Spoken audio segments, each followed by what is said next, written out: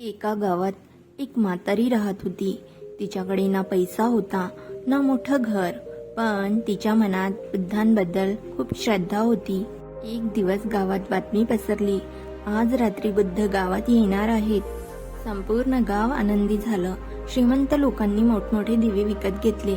सगळीकडे सजावट सुरू झाली. पण त्या गरीब म्हातारीकडे फक्त एक छोटासा तेलाचा दिवा विकत घेण्या इतकेच पैसे होते. लोक तिची थट्टा करू लागले, इतक्या छोट्या दिव्याने काय होणार. पण ती शांतपणे म्हणाली, हा दिवा छोटा असला तरी माझी श्रद्धा मोठी आहे.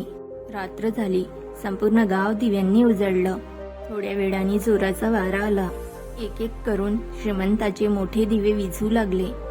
पण त्या म्हातारीचा छोटासा दिवा अजूनही पेटत होता. लोक आश्चर्यचकित झाले.